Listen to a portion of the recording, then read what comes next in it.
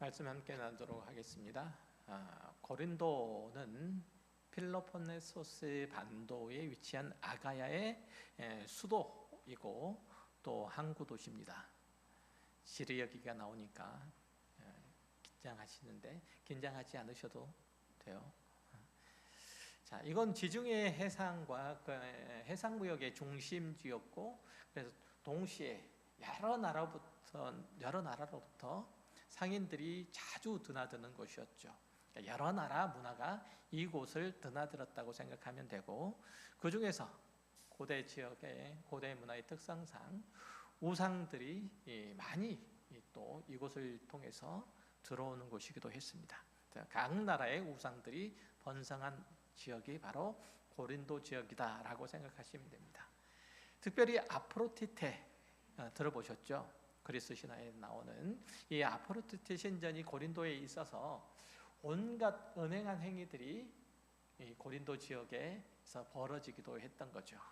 이것은 그리스 철학이 융성한 곳이기도 해서 로마 제국 내에 있었던 여러 나라에서 온 사람들이 이 지역에서, 이 고린도에서 학문적인 토론도 하고 논쟁도 하는 것을 쉽게 볼 수 있는 곳이기도 했어요. 사도 바울이 이 지역에 첫 발을 내디디는 때가 그의 2차 선교 여행 때였어요. 바울은 빌립보에서 데살로니가에서 베레아를 거쳐서 아덴으로 갔다가, 그리고 이제 고린도에 도착했는데, 거기서 신실한 전도자이자 천막을 만들어 주의 복음을 선포했던 아굴라와 프리스가의 부부의 도움을 받아서 이제 복음 사역을 시작했죠. 바울이 이곳에서 복음을 전하는 동안 마게도니아로부터 온 실라와 디모데가 또 합류하게 되고, 또 고린도 지역의 회당장이었던 그리스보라는 사람의 회심으로 인해서 이 주의 복음 사역은 크게 진보를 이루게 됩니다. 그래서 고린도 교회도 그와 더불어서 함께 성장해 간 거죠. 그런데 사도 바울이 기한이 지나서 이 고린도 교회를 떠나자 그 교회 안에는 몇 가지 문제점들이 생겼어요. 그 중에 하나가 지금 지난 시간과 그 지난 시간에 이어서 살펴봤던 고린도 교회의 성도들 간의 파당을 나누어서 나는 아볼로에게, 나는 바울에게, 나는 게바에게, 심지어는 나는 그리스도에게 속했노라라고 그렇게 서로 싸운 것이었죠. 이 문제에 대해서 사도 바울이 얘기하는 바가 무엇이었냐면, 너희가 누구에게 속했느냐, 누구에게 세례를 받았느냐라고 하는 게 중요한 게 아니라, 너희 안에 있는, 너희를 주의 복음으로, 주의 구원으로 이끄신 이가 누구시며, 또한 그가 너희를 구원하신 목적이 뭐냐라고 그렇게 대물음으로써 우리 구원이라고 하는 것의 한 중심에 그리스도의 십자가가 있다고 그렇게 역설해요. 여러분 중에 이 사실에 동의하지 않는 분들은 아마 없을 거예요. 우리 구원의 중심에는 그리스도의 십자가가 있다. 아멘이시죠? 네, 다 그렇게 여기실 거예요. 거의 대부분의 교회당에는 십자가가 갈려있고, 우리 교회는 없지만 갈려있고, 어떤 이는 십자가 목걸이도 하고 귀걸이도 하고, 그리고 십자가 배지도 달고 그렇잖아요. 외국인들이 비행기를 타고 서울 항공연에서 밤에 하늘을 내려다보다가 깜짝 놀란 게 수많은 빨간 십자가 불빛이 서울 항공에 있다는 거잖아요. 서울에는 그걸 보고서 서울에는 웬 무덤이 이렇게 많냐라고 놀란다고 하잖아요. 그런데 우리 스스로 이 많은 십자가 불빛만큼 한국교회에 그리스도의 십자가 정신이 살아있는가, 내가 십자가를 목에 걸고 다닐 만큼, 차에 걸어놓을 만큼 내가 예수 그리스도 안에 붙잡혀 있는가, 예수 그리스도를 그렇게 친밀히 대하고 있는가라는 그 질문을 스스로 해보면 별로 자신이 없어요. 그러고 보면 오늘날 한국교회의 성도들에게 십자가는 어쩌면 공허한 종교적인 구호 혹은 패션 아이템에 불과할지도 모르겠어요. 왜 이런 자주 섞인 한탄이 나올 수밖에 없는가? 오늘 사도 바울의 가르침을 통해서 그것을 좀 들여다보려고 해요. 사도 바울은 그리스도의 십자가를 두 가지로 극명하게 대비시켜서 말해요. 하나는 그리스도의 십자가라고 하는 것은 어리석은 것이다 라고 얘기를 하고, 또 다른 한편에서는 능력이다 라고 얘기를 해요. 한편에서 세상의 시각으로 볼 때는 그것은 분명히 어리석은 일이요, 하나님의 시각에서는 그것이 능력이라는 얘기죠. 본문 18절에서 바울은 이렇게 말하죠. 십자가의 도가 멸망하는 자들에게는 미련한 것이요 구원을 얻는 우리에게는 하나님의 능력이다라고요. 여기 등장하는 도라고 하는 것은 헬라어로 로고스라는 단어예요. 너무 잘 알고 계시죠? 로고스라는, 많이 들어보셨죠? 로고스는 일반적으로 언어, 가치, 이성 이렇게 해석되는 단어인데, 다시 말하면 이걸 붙여 얘기하면은 십자가 정신, 십자가의 도라고 하는 것은 십자가의 정신, 십자가의 신학 이렇게 번역할 수 있어요. 십자가의 정신이 어떤 사람에게는 어리석은 것이 되고 또 다른 사람에게 있어서는 하나님의 능력이 된다고 얘기를 해요. 왜 그럴까요? 사도 바울이 23절 4절에서 이렇게 말해요. 우리는 십자가에 못 박힌 그리스도를 전하니 유대인에게는 거리끼는 것이요 이방인에게는 미련한 것이로되 오직 부르심을 받은 자들에게는 유대인이나 헬라인이나 그리스도는 하나님의 능력이요 하나님의 지혜니라. 사실 예수님께서 구원자이심을 믿는 자들에게는 십자가 사건, 이것은 믿지 않는 자들에게, 믿는 자들이 아니고 믿지 않는 자들에게는 이 십자가 사건이 어리석은 일이에요. 믿지 못할 사건인 거예요. 예수님이 당하신 처행은 그래서 당시 유대인에게는 있어서나 헬라인에게 있어서나 그리고 지금 이 시대를 살아가는 사람에게 있어서 역사를 오고 오는 세대를 거쳐오면서 많은 사람들에게 인정받지 못했고 또 동정을 받지 못했던 일들이에요.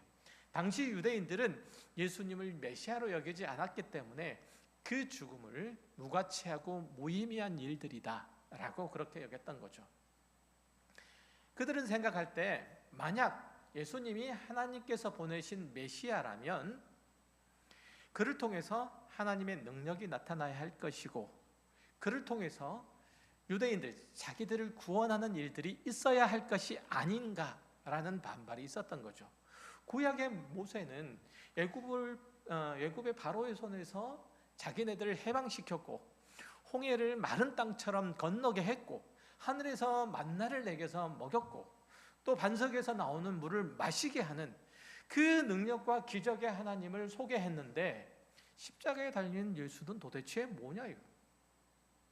그는 그냥 십자가에 달려 죽고 말았지 않느냐. 그게 뭐 이런 거예요. 또 헬라인들은 자신들의 철학적인 이해 그리고 논리적 사고 그리고 상식, 우리가 일반적으로 생각하는 이런 것들을 통해서 납득되지 않는 일들은 믿으려 하지 않았던 거예요. 철학적으로 얘기가 말이 돼야 되는 거예요. 논리적 사고를 통해서 이해가 돼야 받아들일 수 있는데 예수님의 십자가는 받아들일 수가 없는 거예요. 그리스 로마 시대의 로마 사람들에게는 하나님이 인간이 되셨다는 사실도 납득이 안 되거니와 그가 인간의 죄를 대신해서 죽었다는 사실은 도무지 그들의 상식, 그들의 이성으로서는 받아들일 수 없는 내용이었어요. 세상 사람들이, 밖에 있는 사람들이 예수를 믿지 않는 이유가 그건 거예요. 그런데 예수님은 그런 것에 대해서 아무런 저항도 반발도 없이 그저 무기력하게 죽으시잖아요. 오죽했으면 예수님 스스로도, 당신 스스로도 자신의 운명을 하나님으로부터 스스로 버림을 받은 것이다 라고 그렇게 생각을 했을까요? 그는 십자가에 죽으시면서 나의 하나님 어찌하여 나를 버리셨나이까 이렇게 절규하심으로 그의 생애를 마치셨잖아요. 구약의 기록에도 나무에 달려 죽은 것은 하나님의 저주를 받은 것으로 그렇게 말하고 있어요. 그러니 유대인의 입장에서는 당연히 십자가는 미련한 것이 되는 거죠. 거리끼는 것이 될 수밖에 없는 거예요. 예수님의 메시아라면 십자가에 달려서는 안 되는 거예요. 하나님의 저주를 받아서는 안 되는 거예요. 그렇죠. 구약의 사람들이 그렇게 얘기를 하잖아요. 사실 이러한 사고는 당시의 유대인이나 헬라인에게 뿐만 아니라 우리에게도 있어요. 예수 그리스도의 십자가 지심을 통해서 우리가 구원을 받았으니 그것이 하나님의 구원이고 또 능력이지만, 또 다른 한편에서는 그것을 붙잡고 계속 살자니 굉장히 부끄러운 것이 되고 거치는 것이 되는 거예요. 1세기 당시 유대인이나 헬라인들의 기대처럼 십자가가 기적을 일으키는 것도 아니고 고상한 철학적인 내용을 담고 있어서 사람들에게 그걸 설명하면 이해하고 납득하고 그리고 항복하는 것도 아니고, 고린도 교회처럼 예수의 십자가로 자기를 꾸밀 수도 없으니까 자기네들이 종교적인 열심으로 이제는 십자가가 아니고 자기 열심으로 자기 자랑을 하기 시작한 거예요. 한 성도가 예수를 믿고 십자가 정신을 따라 사는 거, 이거 굉장히 어려워요. 이 세상의 흐름을 역행해 가는 거예요. 자신의 본성을 거스르는 거예요.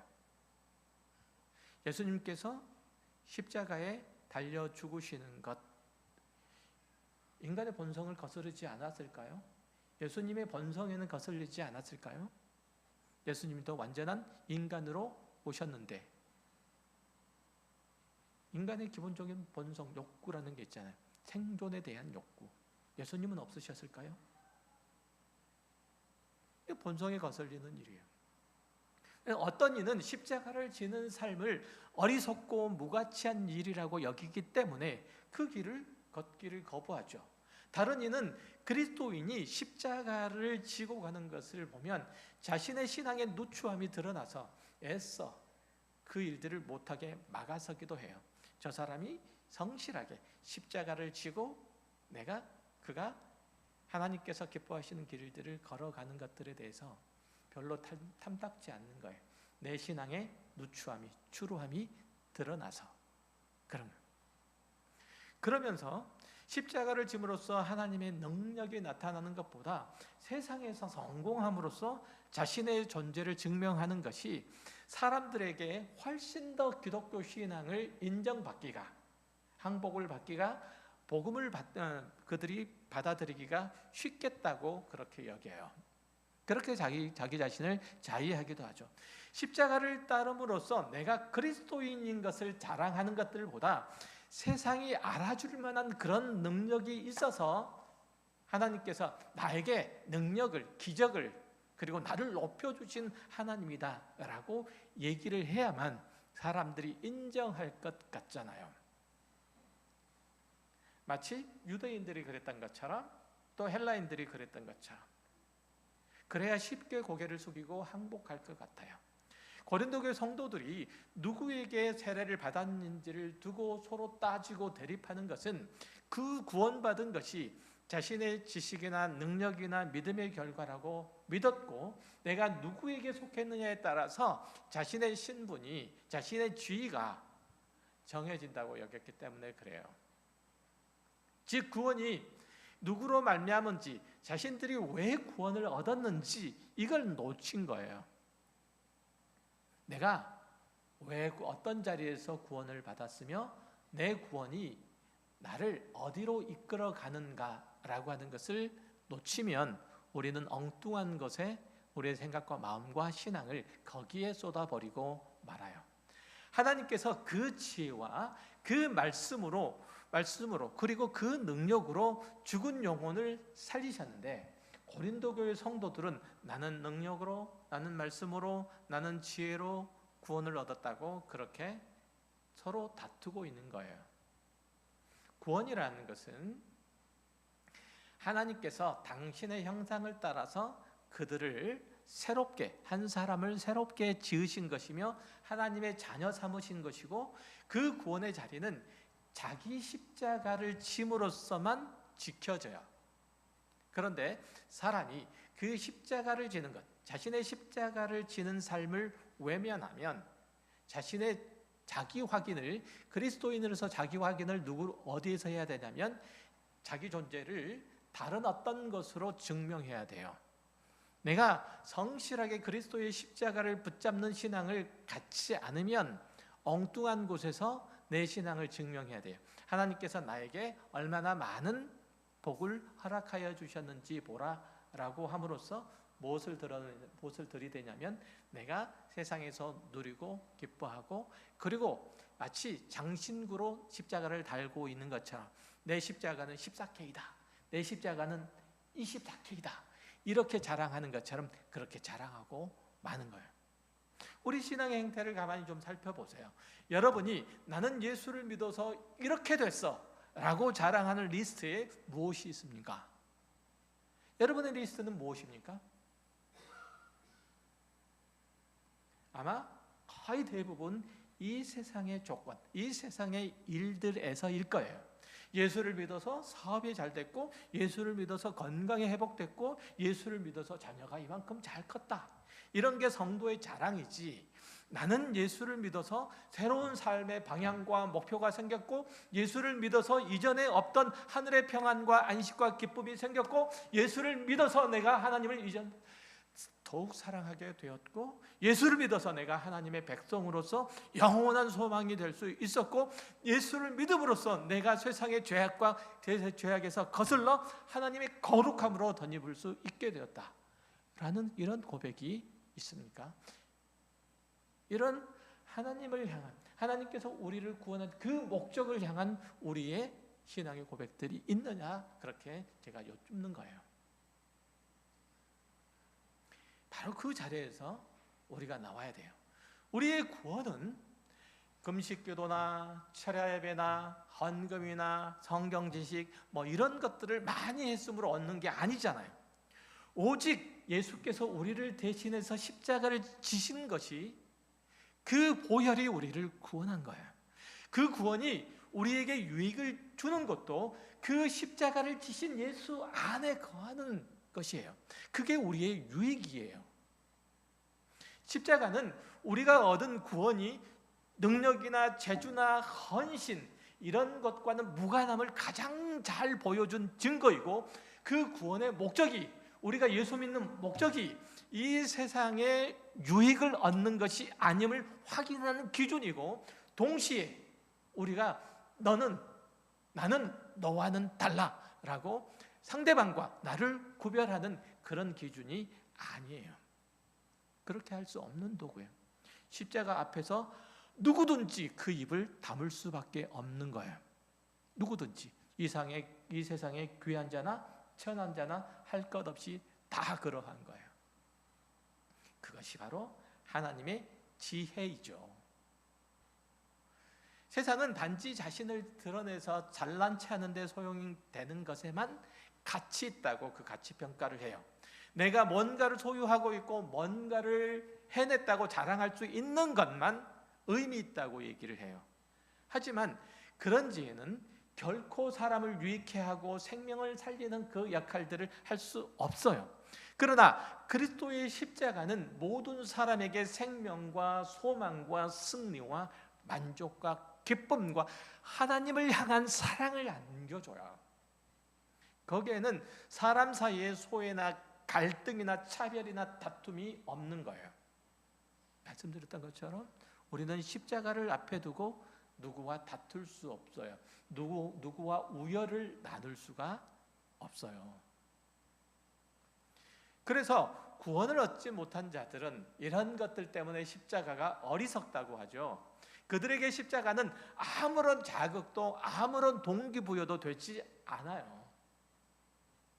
십자가로 지금 나누고 있는 그 우열조차도 모의로 만든다고 하니까, 내가 저 사람보다 적어도 조금은 나은 것 같은데 십자가 앞에서 아무도 내가 저 사람보다 낫다 할 수 없으니 그 십자가는 미련한 거잖아요.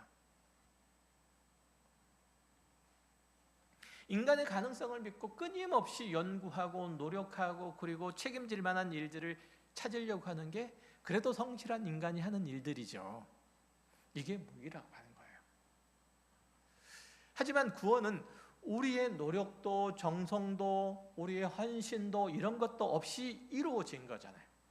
심지어 하나님께 나를 구원해 주십시오라고 말하지도 않은 거예요. 우리가 아직 죄인 되었을 때 그리스도께서 우리를 위해서 죽으심으로 우리의 구원을 이루셨잖아요. 하나님께서 구원이 전도를 통해서 이루어지도록 하신 것, 전도를 통해서 이루어지도록 하는 것은 무슨 뜻이냐면 우리의 구원이 남의 입술을 통해서 내가 깨닫지 못해서 내가 알지 못해서 구원이 나 스스로 이루어진 것이 아니라는 것을, 구원이 나의 밖에서부터 외부로부터 왔다는 사실을 말하기 위해서 전도에 미련한 것이라고 표현한 거예요. 그래서 하나님의 구원이 이 전도를 통해서 외부를 통해서 이루어지도록 하신 것은, 다른 사람의 입술을 통해서 이루어지도록 하는 것은 아무리 지혜 있고 아무리 능력 있고 학식이 있고 인품이 타고난 사람이라고 할지라도 스스로 구원을 마련할 수 없기 때문이에요. 인간은 아무리 똑똑하고 잘나도 스스로 구원을 이룰 수가 없어요.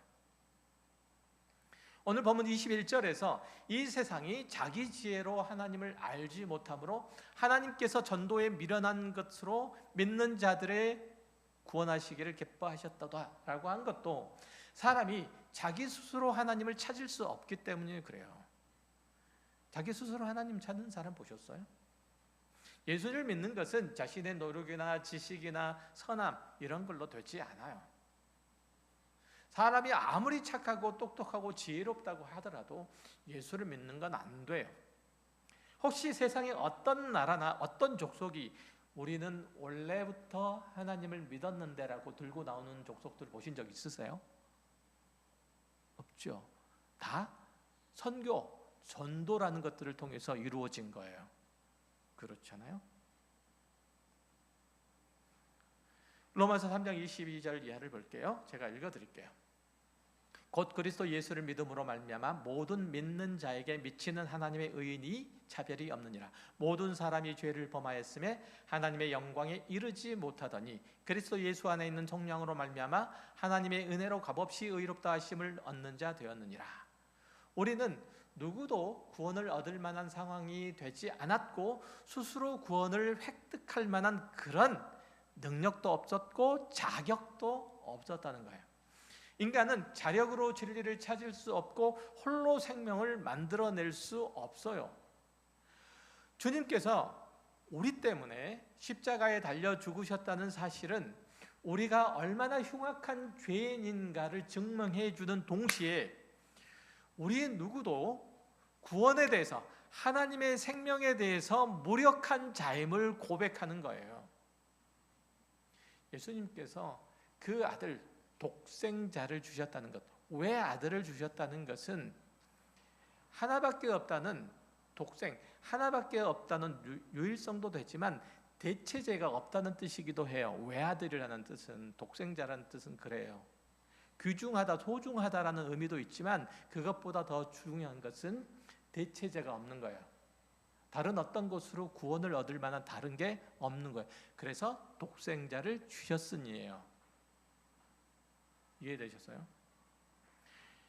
이게 무슨 의미냐면 우리가 구원을 얻을 만한 다른 길은 없다는 뜻이에요.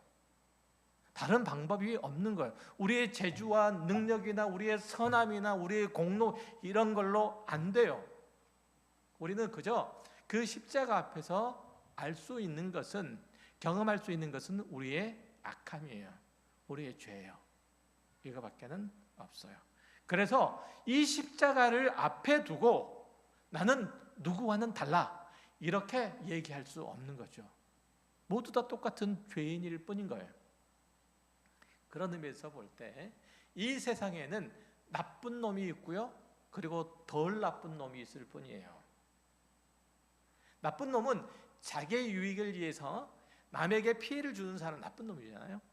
덜 나쁜 놈은 남에게 가급적 피해를 주지 않으려고 애를 쓰고 가끔은 그래도 좋은 일도 하는 놈, 이게 덜 나쁜 놈이에요. 그러나 성경에서 나쁜 놈은 하나님께 영광을 돌리지 않는 놈이에요. 즉 다시 말하면 이 세상의 모든 사람은 다 악인인 거예요. 죄인인 거예요. 자신의 존재와 그리고 소유와 능력으로 또 자신의 성실로 그 가진 모든 것들이 이루어졌다고 여기는 거예요. 하나님께서 그에게 생명도 주셨고 재주도 주셨고 능력도 주셨고 환경도 주셨고 모든 것들이 다 하나님께서 주신 것인데 원래 자신이 그것을 소유했다고 믿는 거예요. 이건 원래부터 내 것이라고 믿는 거예요. 이게 세상의 사람들이 하는 짓이에요. 가만히 생각을 해보세요. 그러면 다 모든 것이 다 하나님께서 주셨다고 해봅시다. 내가 가지고 있는 것들이. 그러면 내가 숨쉬는 이 공기는 어디서부터 나온 거예요? 이 공기가 없으면 한순간이라도 숨쉬고 살 수 있는 사람이 있습니까? 그 공기가 자기 것이어서 숨쉽니까? 그렇잖아요. 그렇게 인간이 어리석어요. 누가 그런 생각을 한다고요? 믿지 않는 자들이, 하나님이 어떤 분인지 모르는 사람들이 그런 생각을 해요. 그래서 예수 믿지 않는 자가 아무리 거룩하고 아무리 깨끗하게 살아도 하나님께 그리고 다른 사람에게 죄를 지을 수밖에 없는 거예요. 왜냐하면 그는 마음속으로 나는 원래부터 좋은 사람, 원래부터 귀한 사람이었고 너는 원래부터 나쁜 사람, 너는 원래부터 천박한 사람이었다고 생각하기 때문에 그래요. 너는 벌을 받아야 마땅하지만 나는 그럴 이유가 없는 사람이다라고 생각하기 때문에 그래요. 그런 생각을 누가 더 많이 하냐면 오래 신앙생활을 하는 사람이 그렇게 생각해요. 다른 사람보다 조금 더 신앙이 높다고 생각하는 사람들이 그렇게 생각해요. 내 신앙은 원래부터 이랬고 저 사람은 원래부터 신앙이 낮아서 저렇게 바닥에서 빌빌기고 허구한 날 신앙의 실패만 거듭하고 있다고 그렇게 생각하는 거예요. 이 모든 것들이 하나님의 은혜라고 생각하지 않는 거예요. 그러니까 그가 가지고 있는 모든 것, 그가 도덕성이 있거나 양심이 있거나 신앙이 있거나 이 모든 것들이 하나님께서 주신 선물임을 알지 못하고 그러면 결국은 뭐 할 수밖에 없냐면 뭐가 안 되냐면 감사가 안 돼요. 그래서 내 신앙에서 내 신앙생활 가운데서 내 신앙이 지금 활기가 있는지 없는지를 가장 먼저 판단하는 1번이 뭐냐면 내 생활에 감사가 있는가 라는 것을 살펴보면 돼요. 감사하지 않으니까요 겸손하지도 않잖아요. 그렇죠? 겸손하지도 않으니까 좋은 쪽으로든지 나쁜 쪽으로든지 다른 사람과 나를 구별해요. 그래서 그 구별 때문에 큰 죄를 짓게 돼요. 그래서 이런 얘기 하잖아요. 나는 금수저다, 너는 흙수저다. 이런 구별도 다 그런 거예요. 그러니까 금수저는 흙수저를 무시하거나 조롱하고 흙수저는 금수저에 대한 적개심을 품는 거죠. 이게 구별이 나은 거예요. 구별이. 이런 것들은 하나님의 은혜를 모르는 데서 나온 거예요. 하나님을 모르는 것, 하나님의 은혜를 모르는 것, 그거는 단지 감사치 않을 뿐만 아니라 그 모든 것들을 인간의 죄악으로 끌고 가요. 이게 심각한 거예요. 그래서 우리가 잘 아는 것처럼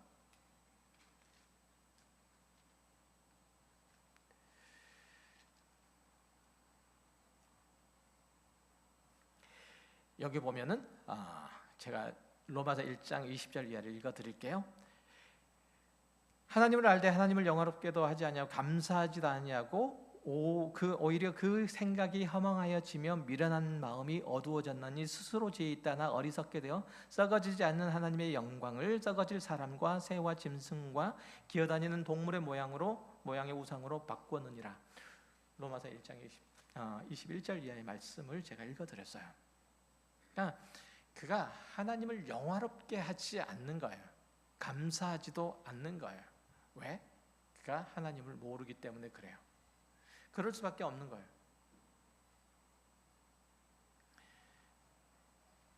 그래서 우리는 내가 가지고 있는 것들이 나로부터 얻은 것이 나온 것이라고 생각하면 결국은 다른 사람과 나를 구별할 수밖에 없어요. 그리고 그 구별 위에 뭐가 서냐면 나가 서는 거예요. 내가. 다른 사람 위에 내가 서요. 그래서 우리는 십자가 앞에 나를 세우지 않으면 나와 그 사람이 다를 수밖에 없는 거예요. 지금 내가 죄를 피할 수 있는 것 하나님의 은혜고 하나님께서 나를 붙들고 계심 때문이라 라고 하는 사실들을 모르면 그래요. 만약에 안다면 그래서 감사하는 거예요. 그래서 내가 다행이다. 하나님께서 나를 붙들고 계시니 얼마나 내가 감사한 일이고 얼마나 다행한 일이냐 라는 마음들이 우리 스스로 있어야 되는 거예요. 그런데 한 사람이 하나님의 은혜를 떠나 있으면 하나님의 감사를 모르면 늘 불안하죠. 그리고 늘 불만이에요. 늘 재난 가운데 있을 수밖에 없는 거예요. 어두운 밤길을 걷다가 발을 헛디뎌서 도랑에 빠져본 경험이 있는 사람은 그와 같은 처지에 처한 사람을 비웃지 않죠. 선한 사마리아인이 강도 만난 자를 도울 수 있는 것, 그의 삶이 마치 강도 만난 자와 같았기 때문이에요. 그의 생애가 많은 사람들로부터 비난받고요, 조롱받고요, 업신여김을 당했고요, 마치 가까이 가지 않아야 될 지저분한 더러운 사람이라고 여김을 받은 거예요. 이건 선한 사마리아 사람들에게 있어서는 이건 재앙이에요. 재난이에요. 그는 평상시에 이걸 겪고 있는 사람이에요. 재난당한 사람을 그냥 지나칠 수가 없는 거예요. 하나님 앞에서 하면 선한 사마리아인을 이거예요. 내가 다른 사람의 부족함을 보고 손가락질하고 혀를 차기보다는 도움의 손길을 내미는 것은 자기 약함을 알기 때문에 그래요. 심심치 않게 들려오는 흉악 범죄의 소식을 접할 때 인간의 탈을 쓰고 저 사람 어떻게 저럴 수 있지라고 분노하기보다는 인간이기 때문에 저럴 수 있다라고 인정하고 가슴을 치며 하나님의 은혜를 구하는 것도 자신이 어떤 존재인지 아는 사람만 그렇게 할 수 있는 거예요. 저 사람의 죄는 그의 개인적인 문제가 아니라 인간의 보편적인 죄성에서 나온 거다. 하나님, 이러한 죄악된 풍속들이 더 확산되지 않도록 우리에게 은혜를 베푸시고 발을 헛디지 않도록 해주십시오라고 기도하는, 소돔과 고모라를 향해서 기도하는 의인 10명이 되어야 한국 교회는 회복되는 것이고 한국 사회는 그나마 지탱할 수 있게 되는 거예요. 여러분이 기도가 필요해요. 여러분의 마음이 바뀌는 게 필요해요. 그러한 용서와 긍휼의 마음이 없이 그저 교만해서 심판으로 나아가면 고린도 교회에 보낸 편지에서 사도 바울이 강조하는 바를 놓치는 거예요. 이런 가르침은 바울 서신서 곳곳에서 찾아볼 수 있어요. 갈라디아서 2장 15절 예를 읽어드릴게요. 우리는 본래 유대인이요 이방 죄인이 아니로되 사람이 의롭게 되는 것은 율법의 행위로 말미암음이 아니요 오직 예수 그리스도를 믿음으로 말미암는 줄 알므로 우리도 그리스도 예수를 믿나니 이는 우리가 율법의 행위로서가 아니라 그리스도를 믿음으로써 의롭다 하심을 얻으려 함이라. 율법의 행위로서는 의롭다 함을 얻을 육체가 없느니라. 인간은 근본적으로 하나님 앞에서 나 잘났어 라고 얘기할 수 있는 사람이 아무도 없어요. 하나님 나 이거 했으니 하나님 저거 내놓으십시오 라고 할 사람이 아무도 없다는 거예요. 만약 인간이 자기의 힘으로 구원을 얻을 수 있다면 말씀드렸던 것처럼 예수님께서 십자가에 달려 죽으실 필요가 없는 거예요. 말로 잘 설명하고 이해시켜서 죄에서 벗어나게 하거나 기적을 일으켜서 그 사람이 믿을 수 있게 한다면 당연히 그렇게 하셨겠죠. 주님께서 왜 오세요? 예수님께서 당신이 하나님이심을 증명하시려고 기적을 일으키실지언정 구원의 방법으로 그 기적을 사용하지 않으신 것은, 구원의 방법으로는 당신이 죽으신 것은 십자가의 죽음 외에는 우리를 죄에서 건져낼 다른 방법이 없었기 때문이에요. 우리는 율법의 행위로가 아니라 그리스도를 믿는 믿음으로 은혜로 이 자리에 있는 것, 이거는 마음에 꼭 새기시길 바라요. 나된 것은 내 힘과 내 능력과 내 주장이 아니고 내 열심 때문이 아니고 그리스도께서 나를 이 자리에 세워놓으신 것이다 라는 사실을 기억하셔야 돼요. 이거는 입술의 고백뿐만 아니라 십자가 앞에 자신을 매번 세우고 매번 그 십자가 앞에서 자신을 확인하지 않으면 이건 절대 잊어버려요. 이거 망각하고 말아요. 이렇게 하지 않았기 때문에 고린도 교회는 나는 아볼로파다, 나는 게바파다, 나는 바울파다, 뭐 이렇게 파당에 나뉘었던 거예요. 나는 로마의 귀족이다, 나는 로마의 시민이다. 사회적 신분에 따라 차별 대우했던 거예요. 마치 분당의 모 교회가 나는 분당파다, 나는 성남파다 한 것처럼. 그거 아세요? 분당의 한 교회에서 옛날 구도시에 사는 사람, 신도시에 사는 사람, 이 두 사람이 구역을 합해가지고 구역 예배를 못했대요. 수준이 달라서. 이게 얘기가 됩니까? 얘기가 된다는 거예요.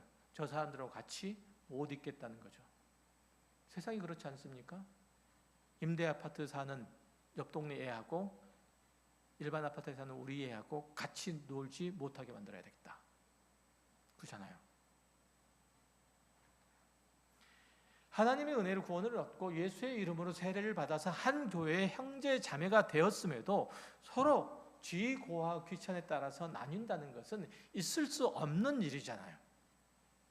한국 교회의 가장 큰 문제 중에 하나가 뭐냐면 오랫동안 신앙생활을 했음에도 불구하고 성숙한 믿음으로 나아가지 못한다는 거예요. 구원은 얻었으되 이 구원이 나를 어디로 이끌어 가고 있는지 모른다는 거예요. 구원을 얻었으니 땡이에요. 교회 생활에는 익숙하지만 서로 용납하고 이해하고 서로 감싸주는데 서툴어요. 다른 이의 미숙한 모습이나 연약한 모습을 보면 빈정된다거나 군림하는 태도를 보이기는 하지만 상대방을 위로할 수는 없는 거예요. 그 연약함에 내가 디딤돌이 될 수가 없는 거예요. 쓰러져가는 그 작은 나무, 연약한 나무를 지탱해주는 이 버팀목이 되지 못하는 거예요. 한국교회예요. 우리의 모습이에요.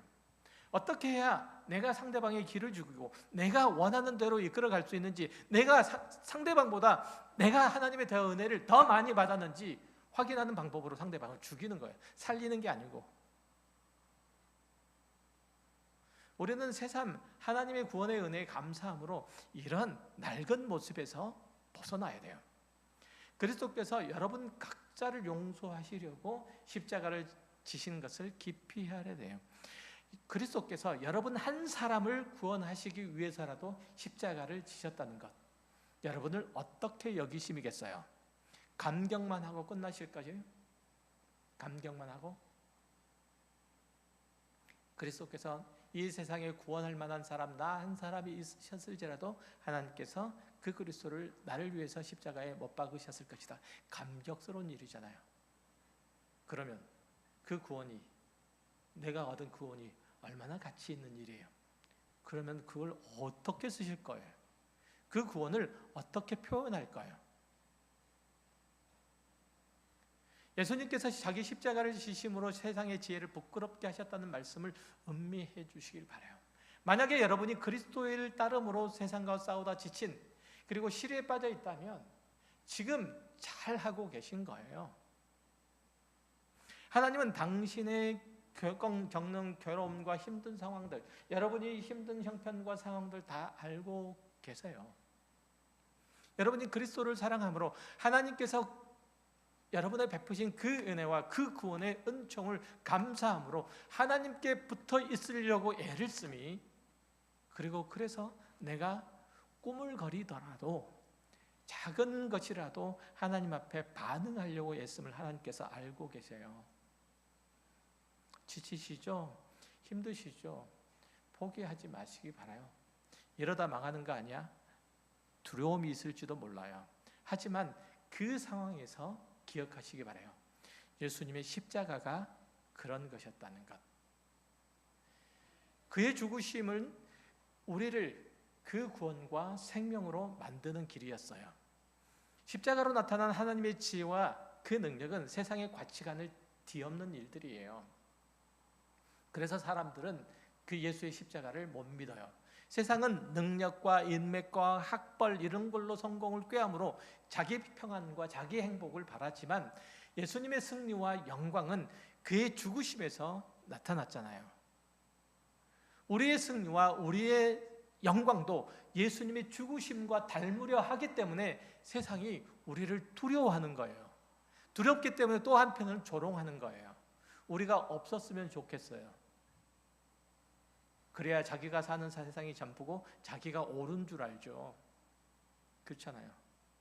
우리가 있는 줄 알면 그들이 틀린 줄 알기 때문에, 그들의 그랬던 것 알기 때문에 그랬던 것들은 얼른 제거해야 되잖아요. 그래서 세상은 우리를 제거하려고 하는 거예요. 여러분이 예수를 따라 겪는 이 고난, 그 어려움은 여러분이 지금 선한 싸움을 싸우고 있다는 것이고, 그 싸움은 세상의 눈에는 어리석게 보일 뿐이에요. 하지만 예수님의 십자가처럼 여러분의 자기 십자가를 지고 싸우는 싸움은 하나님의 선한 계획들의 일부라는 사실을 기억하시기 바라요. 커다란 일, 엄청난 계획들 여러분이 행하는 것, 그거 생각하지 마세요. 여러분의 삶에서 작은 것들 하나 세상을 거슬러 가는 것이 그건 거예요. 세상의 가정들이 이러한 모습일 때 나는 하나님의 가정으로서 우리 가정을 이렇게 섬기고 이렇게 사랑하고 이렇게 꾸미겠다 라고 하는 것. 세상의 가정들이 부부가 이렇게 서로를 멀리하고 서로를 적대하고 하는데 나는 이렇게 사랑하고 섬기고 끝까지 내가 보듬고 그를 위해서 기도하고 수고하고 헌신한 일들을 적어도 포기하지 않겠다라는 마음이에요.